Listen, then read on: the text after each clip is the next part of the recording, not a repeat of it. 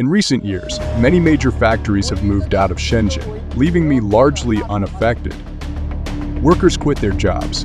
Factories stopped operating, leading to mass bankruptcy. There's no one left here.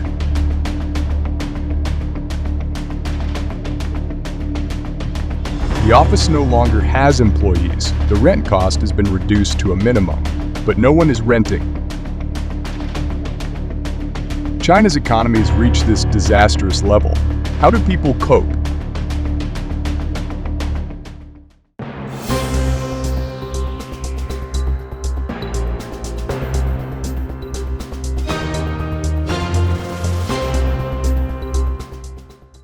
In recent years, many major factories have moved out of Shenzhen, leaving me largely unaffected. However, the relocation of this particular factory, which could be called the Kingdom of Women, has genuinely pained me. This place was once the world's largest underwear manufacturing factory, with a peak workforce of over 40,000 people, mostly young women. The sudden departure of so many of these young women has deeply hurt me. Overnight, they moved the entire operation to Xi'an. With Shenzhen's high rent, it's surprising that such a large enterprise couldn't withstand it. Now, the entire park is vacant. Approximately 120,000 square meters have been returned to the park housing company. The park has standalone buildings of varying sizes, 3,500, 5,000, 6,000, 8,000 square meters, and so on, starting from 2,000 square meters. Known for decades as a cornerstone of China's economic miracle, Shenzhen's manufacturing industry is now facing a transformation that bears significant implications for its urban fabric economy and population. Once a booming factory town that symbolized the country's manufacturing dominance, Shenzhen is grappling with industrial decline as factories shutter or relocate, leaving behind a city in flux with a palpable sense of urban depopulation and plummeting housing markets. The once lively and prosperous Guanlan Sangda pedestrian street cannot withstand the changes of the times. The street is deserted with only a few people. Hundreds of shops have closed down. Even the Shenzhen subway is empty. Shenzhen has worsened over time. The robust growth period that had helped to establish Shenzhen as a global manufacturing hub seems to be undergoing a reversal. Sectors that once thrived are either ceasing operations or moving out, effectively draining the city of the lifeblood that fueled its expansion. This decline appears to accelerate when taking into account the massive scale of factory closures or relocations. All left Shenzhen. Look at Longwa's new bell. Xi'an electric appliance in Xi'an, Guangming, Virginia. Can we still wear New Bella's shoes in the future? Can we still use Xi'an electric appliances? Why are more and more businesses and factories moving out of Shenzhen? This particular factory, previously involved in equipment manufacturing, is reportedly relocating to Huizhou. Are you aware of the underlying reasons for such moves? The factory in question spans a total area of 15,000 square meters, featuring a standard factory building suitable for office use. Additionally, there are two steel-structured buildings designated for production and a dormitory building, all of which are highly functional. There are three primary reasons for leaving Shenzhen. Firstly, the high costs and expensive rents. Secondly, a severe shortage of developable land, which is becoming increasingly scarce. The industrial shift in Shenzhen starkly demonstrates the vulnerability of an urban economy tethered closely to manufacturing when global conditions and regional policy shifts prompt a reorientation of that industry. The decline of Shenzhen's manufacturing industry has led to many places being deserted, challenging the city's resilience and adaptability in the face of change. Shenzhen is becoming less and less populated. Young people are forming teams to flee Shenzhen. The latest data reveals that in the first half of 2023, Shenzhen's permanent population was 13 million. This is a decrease of 500,000 from the 13.5 million in the same period of 2022, marking the first time in recent years that Shenzhen has experienced a negative population growth. Suddenly, news of Shenzhen being abandoned by the youth is everywhere. Is it because everyone can't find jobs or earn money? Shenzhen's decline. The fall of a manufacturing powerhouse amidst economic turmoil. Shenzhen's metamorphosis from a dynamic manufacturing hub to a city grappling with hollowing industries has had profound implications for its urban population and housing market. The city, renowned for its remarkable growth since China's economic reforms began in 1979, reached a somber milestone when its year-end permanent population declined for the first time in over 4 decades. This population decrease, documented at the close of 2022 with a reduction of 19,800 to a figure of 17.7 million residents, not only marks a significant demographic shift but also reflects broader economic disturbances stemming from the departure of traditional manufacturing sectors. This factory is located in Longgang, Shenzhen, making mobile phones, data cables, and Bluetooth headsets.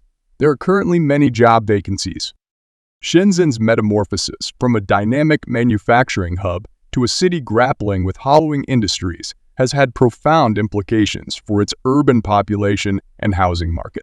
The city, renowned for its remarkable growth since China's economic reforms began in 1979, reached a somber milestone when its year-end permanent population declined for the first time in over 4 decades. This population decrease, documented at the close of 2022 with a reduction of 19,800 to a figure of 17.7 million residents, not only marks a significant demographic shift but also reflects broader economic disturbances stemming from the departure of traditional manufacturing sectors. Meiqing Plastic Industry, Shenzhen Limited Company, was established in 1994. Now, the factory building is empty and dilapidated. Shenzhen has lost its economic attractiveness, leading to many old factories like this one closed. This initial phase of policy-driven relocations, though seemingly passive, set the stage for a more pronounced exodus in the wake of the China-US trade war. Events stemming from March 2018, including US tariffs and technology bans, escalated geopolitical tensions and reshaped the global manufacturing supply chain, compelling several manufacturing enterprises, particularly those with slim profit margins like textiles, furniture manufacturing, and electronics, to relocate to other regions such as Southeast Asia, Vietnam, India, and South America. This strategic redirection, known as the China Plus One model, reflects a search for manufacturing alternatives to China, reducing its status as the world's factory. Pinghu Jewelry Factory used to be crowded with people, but now it is empty. Today, I came to Zhuang Village in Shenzhen in search of employment, and now looking across, I see a large factory that is already relocated. Observing from here, the area extends down to this factory, named Longjing Printing Factory, which was quite substantial in this vicinity. Currently, the factory premises appear deserted, indicating that it hasn't been long since the relocation. The building opposite was formerly a dormitory for the Longjing factory employees. It appears that the dormitory is now up for lease, signaling a significant relocation and seeking new tenants, including the factory space. Consequently, with the staff having moved out, the landlords are in the process of releasing the premises. Longjing Printing Factory has indeed moved away, and this was the former accommodation for its employees. Looking at the size, the factory previously employed many people, including a significant number of women. Fellow friends, now in Shenzhen, too many factories have relocated. Shenzhen's ambitious transition to a finance-centric economy faces vacancy crisis in office market. Shenzhen, at the forefront of the impact, has seen repeated news of factory closures and relocations, with major companies like Stanley Black & Decker and Xi'an Appliances winding down operations, a move that severely affected the local job market and economic vitality. Despite Shenzhen's shift to constructing numerous office buildings and developing a new form of headquarter economy, this transition has not been smooth. The city's skyscrapers, though numerous, mostly stand empty, with vacancy rates soaring up to 70%, hinting at a superficial prosperity that belies deeper economic challenges. The vacancy rate for office spaces in Sakata has been increasing recently, making it more challenging for landlords. Just last month, offices with high-quality interior designs were fully occupied, but this month, a significant portion has become vacant. It boasts double-sided natural lighting and a rent of only about 50 yuan per square meter for a space of 232 square meters with a 4 layout. Despite these features, it's still difficult to lease. What do you think might be the reason for this? The so-called low-end industry's departure has not only impacted Shenzhen's economic ecosystem, but also its social fabric, leading to a ghost town effect in some areas. By the end of 2022, Shenzhen experienced its first negative population growth since its establishment, underscoring the failure of high-end enterprises to sustain the city's economy in the absence of manufacturing. Attempts to revive the industrial sector have been made, inviting back companies in plastics, electronics, and printing industries that were previously forced out. Yet these efforts appear more aspirational than practical, given the significant relocation costs and the ongoing trend of industrial chains moving out of China. Starting a factory is truly challenging nowadays. This owner previously had 2 standalone factory buildings, but now they've been left deserted with only this 60,000 square meter standalone factory remaining.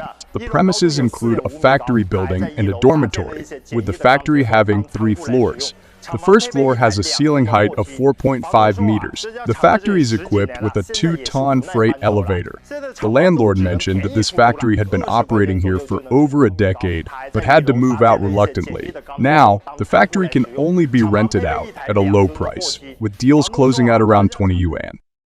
According to analyses, Shenzhen's office market has seen vacancy rates climb to a concerning 26.1% at the end of last year, as documented in a report by real estate consultancy firm Cushman & Wakefield. This contrasts starkly with the occupancy fervor that once characterized the city's development. The average monthly rent of grade office buildings in Shenzhen plunged 8.4% to 186.5 CNY, approximately USD 26 per square meter, a reflection of this vacancy issue and declining demand Yikai Global. The situation has been exacerbated by the addition of new supply without commensurate demand. A report by Knight Frank indicates that the vacancy rate increased by 1.6% to 21.8%, while average rents declined by 1.6% to 180.4 CNY per square meter per month. These figures are staggering when considering the volume of office buildings. Shenzhen is set to have over 1.4 million square meters of grade A office buildings completed and entering the market this year. As Shenzhen grapples with these transitions, the once unparalleled manufacturing giant faces the daunting task of reinventing its economic and social landscape. Entrepreneurs and workers who contributed to the city's past success are now part of an exodus, leaving behind a city in search of a new identity and direction in an ever-evolving global context. Many factories in Shenzhen are relocating one after another. The market in Dongguan and Huzhou will not be much better next year. Shenzhen's industrial zones are being demolished everywhere. A large number of factories here have been relocated and demolished. This is really fast. Shenzhen's industries will slowly relocate in the future. As Shenzhen confronts the stark realities of its industrial and economic shifts, the city finds itself at a critical crossroads. The departure of manufacturing, once the lifeblood of Shenzhen's economy, signifies a profound and possibly irreversible change in its urban and economic landscape. The ghost town effect, rising office vacancies, and the negative population growth reveal deep-seated challenges that could herald a decline not easily arrested or reversed. The vision of transitioning to higher-end industries and innovation-driven sectors, while laudable, faces daunting obstacles. The current economic milieu, characterized by vacant factories and a dwindling workforce, speaks to a broader issue of misaligned economic policies and a failure to anticipate the fallout of such sweeping industrial shifts. As Shenzhen strives to reinvent itself, it wrestles with the reality that the departure of low-end manufacturing industries has left a void that high-tech enterprises and skyscrapers cannot fill.